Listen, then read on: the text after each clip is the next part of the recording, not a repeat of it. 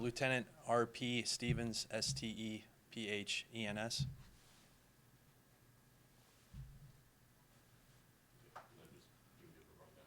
just want to read the statement first, or you have a statement to read? I've been pretty busy today. The statement's right here. Oh, okay, good.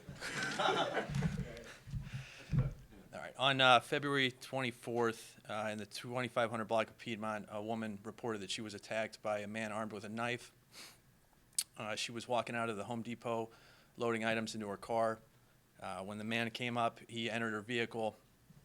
He threatened her with a knife and demanded a ride to a bus station and cash.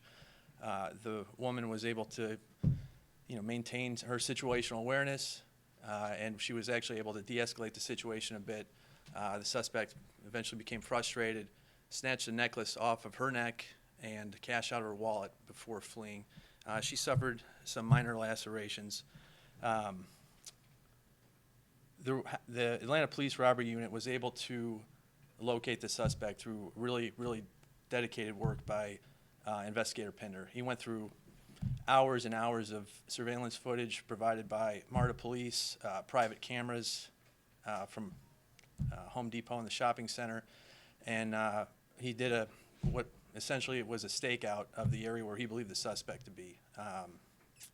Through the surveillance photos, he was able to find the suspect, and we arrested him for an unrelated warrant.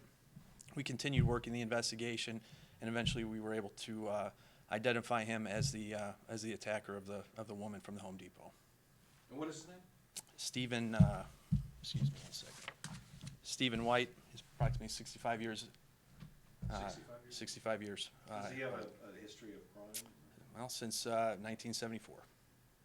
Not since 1974? No, beginning in 1974. What are the crimes that he was involved in? The variety of crimes? No, I don't want to speak about that now, but it ranges from misdemeanor to felonies. Is this one of the first times he's been violent, or does he have a history of violence? It ranges from felonies to misdemeanors, various states of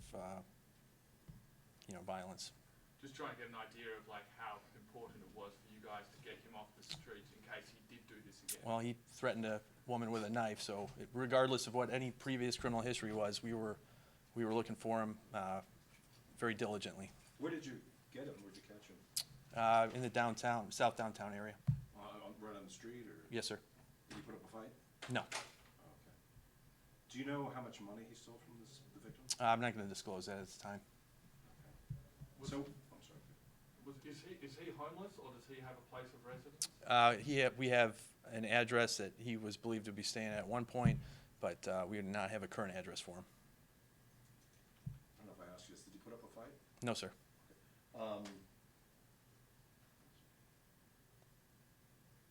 So characterize this woman. I mean, talk about keeping a cool head in a very terrifying situation. I mean, you got to give her some credit for the way she handled this. I do. I think she's incredibly brave, and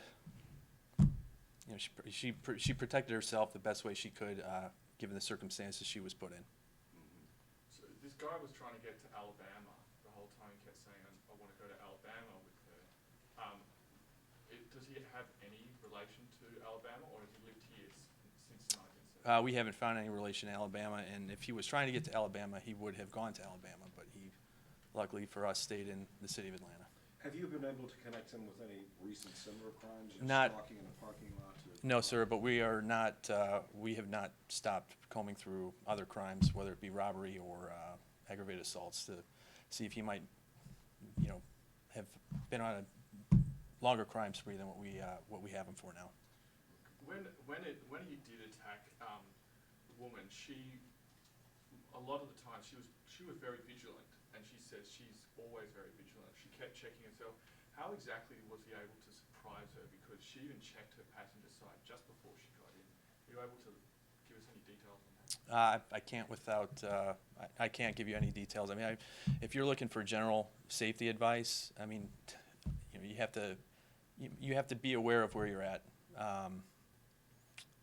But people are, this lady's just putting stuff in her car outside of a shopping center. So, depending on time of day, the location you're at, you just continue to look around. And if you feel, if you see something that doesn't look right, well, maybe your body's telling you something that you can't articulate at the moment. So, good on her for how she handled it, and I'm glad she's safe.